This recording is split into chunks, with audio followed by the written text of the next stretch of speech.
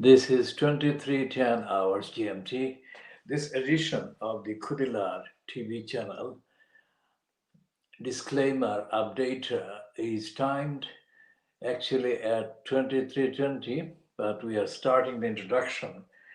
And the introduction is about legal issues. Legal issues to do with the behavior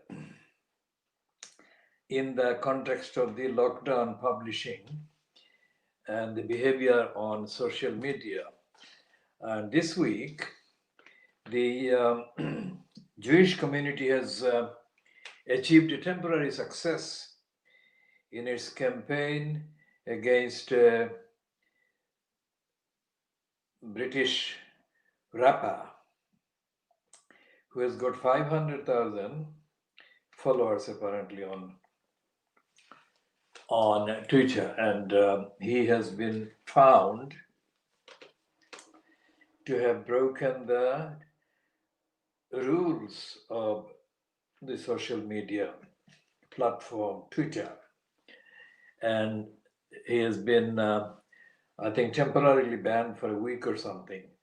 But this is not by any means the end of the matter, because the Times yesterday, Tuesday, 28th of July, ran a second leader on its page 27, leading articles. The second leader is headlined, "Publish and be damned." Social media firms should act to eliminate hate speech before they are compelled to. Now, obviously, the editorial is aiming its urging and arguments at the current conservative government, and it's critical of the conservative ministers who have been found to have failed to do enough to stop hate speech or hate posts on the social media. Some of the bits that warrants reading here from the editorial will be useful to anyone viewing this Khoodeelaar TV channel disclaimer edition, and it will help understand the urgency that should be applied to hate speech, the need to stop, identify hate speech, stop it, and then help the exercise of free speech and constructive conversation in the community, and eliminate hatred, incitement, and so on. It says that boycotts be they by Twitter users or Facebook advertisers should serve as a wake-up call to these social networks.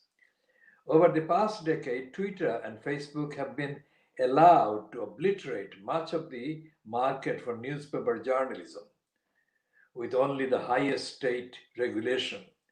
Yet they refuse to assume the civic and moral responsibilities of the companies they have muscled out. Now, this paragraph in the Times, owned by multi-billionaire Rupert Murdoch, obviously is motivated by linkage with the interests of newspapers, whose advertising market has been the victim of social media proliferation and advertising. So that is the double-barreled gun pointed at Twitter and Facebook, the two mainly used platforms. Despite that interest of the Times newspaper in including the loss of advertising revenue to the Twitter and Facebook, the universally acceptable argument is still validly there, that Twitter and Facebook have not taken anything like the sufficiently necessary action to stop, weed out, stamp out hate speech or hate posts on the social media, Twitter and Facebook. So the Times editorial continues in the last paragraph. If Twitter and Facebook, it says, do not do so voluntarily, ministers should compel them. Now, obviously, the Times has got it confused. Ministers is not the word. It is meaning parliament, because no matter what the ministers may say or think, the ministers by themselves or being ministers cannot change legislation. So it requires the proper procedure, and the proper procedure includes the entire parliament and the whole house or the two houses to be going through the proper steps. So the Times is obviously confused, but still it continues. Priti Patel, the Home Secretary, complained that Twitter was too slow to remove Wiley's tirade. Wiley is an African descendant pop person who, as I said, has got 500,000 or so Twitter followers. That is only factually mentioned. We do not attach any significance to the number because we actively discourage large followers. We have been doing this for more than 15 years in various forms, various platforms. So it says that Twitter was too slow to remove Wiley's tirade.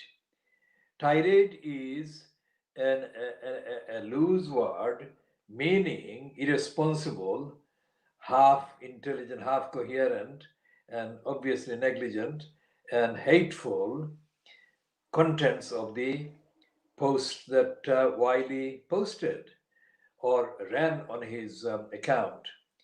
The Times editorial continues, the same could be said of the government, whose indecision has left MPs absurdly protesting about a state of affairs they can change themselves if they choose. This reads like the Tower Hamlets councillors, and that is the actual evidence of being stooges or being like plastic dummies. These MPs should be taking steps to bring forward legislation that stops hate speech and hate posts and incitement of hatred by any other media that is posted on these platforms or other similar platforms. So it says, the Times goes on to say that it may be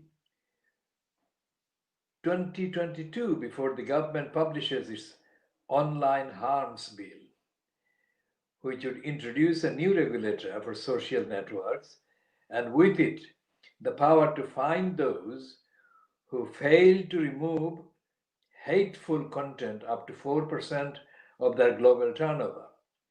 After that, sites could be banned by internet service providers entirely.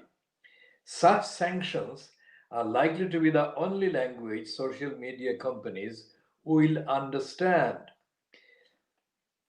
It is about time ministers started speaking it. That is the language of banning.